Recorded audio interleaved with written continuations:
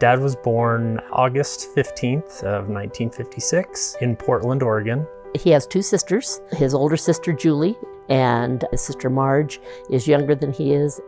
They moved to New Jersey for a few years, and then they settled back here in Boise. My dad's parents were very loving. They brought their kids up on Sunday chores and doing projects around the house. One of the things he did was he had a go-kart, and we have a great picture at home of him in this tiny little go-kart, long-limbed, skinny little guy. He loved sports. He was into basketball. Enjoyed the outdoors as well. Got to have a lot of fun, lots of life experiences from being raised in the store. So I think he had an all-American childhood. He went to the old East Junior High, and then to Boise High, and then up to University of Idaho. Joined a fraternity up there, Delta Tau Delta. Dan and I basically ended up being roommates for 3.5 years at the fraternity. One nice thing about the University of Idaho is it's a small campus. You get to know a lot of people. We got engaged during our senior year, and we were married in August of that year. He was at that time selling life insurance for Northwestern Mutual. His uncle asked him if he would be interested in moving to McCall and being the new manager of Gem Furniture, and we thought for about 2 seconds and said, absolutely. Krahn's Home Furnishings was opened in 1980.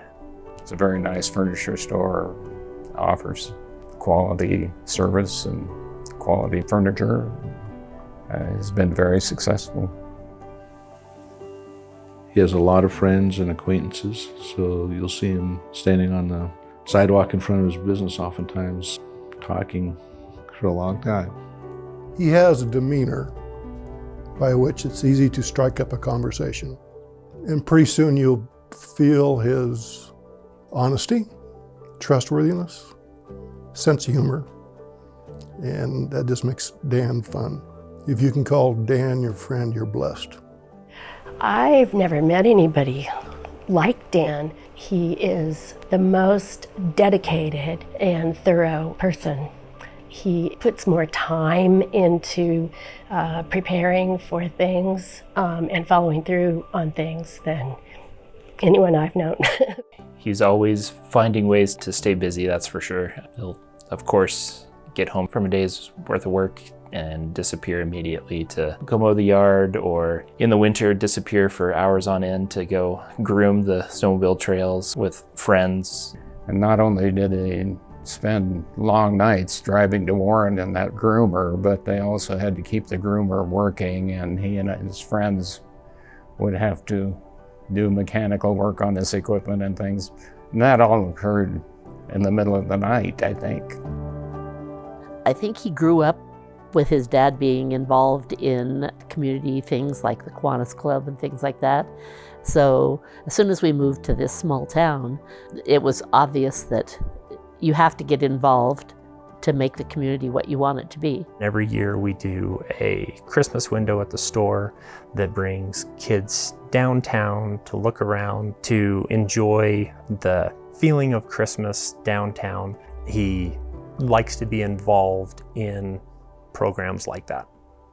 I really can't think of an organization that doesn't have Dan's and Nancy's fingerprint. He is passionate about healthcare, I believe, because of things that have happened in their personal lives. He and Nancy lost a child early. They have had kids with accidents, surgeries, and end-of-life care, etc. But they turn that into ways they can give back. That, to me, is part of their healing, and it helps the rest of the community in the process. Around the end of COVID, the food banks were getting low on supplies. Shelves were bare, and I don't know how Dan found out about this, but he did find out that Simplot had some surplus food. So here he goes in his truck and his time, and he makes arrangements to pick up this surplus food and deliver it to the food banks. Amazing. He's not window dressing.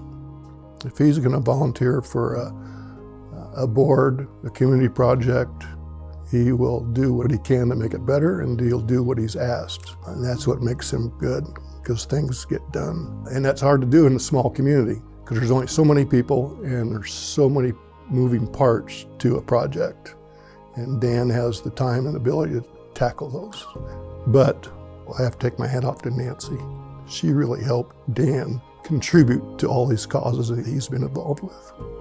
Without her support at home, with us kids, there's no way that he could have been involved in as many things as he is.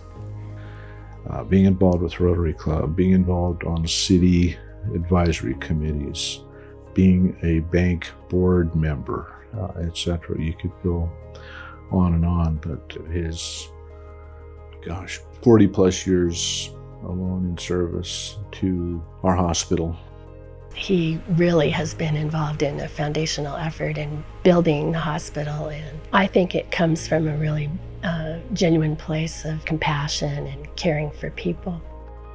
His leadership is, of course, one of the reasons that he's been successful in doing all of these things. And then finally, the recognition that he was quite good at understanding the problems of rural hospitals has solidified his place on the health system board. He's a model for all of us in terms of how you juggle and spend time with family, work, and your community, and certainly what he's done for the McCall Hospital in terms of leadership. People would say he leads by example. In the store, he does the dusting, the vacuuming, the deliveries.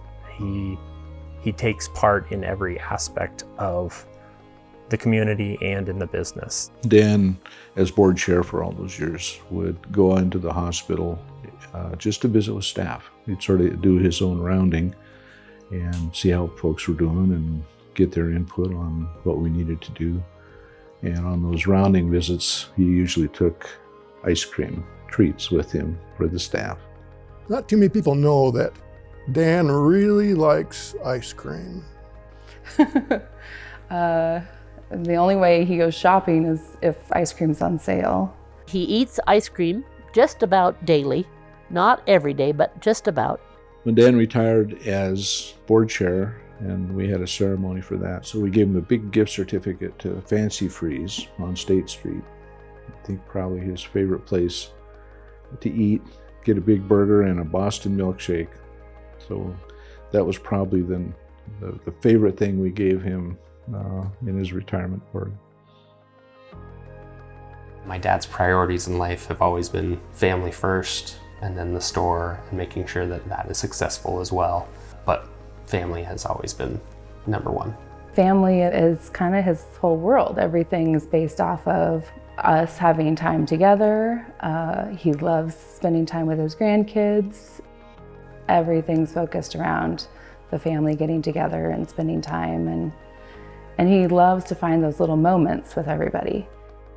My dad is probably most proud of his family, how he has raised us and taught us right from wrong, and just how to be good members of a community. Doing those small acts of kindness or donating his time, he's able to make someone else's life better or the next experience better for someone. He is motivated to be involved in charitable activities for two reasons.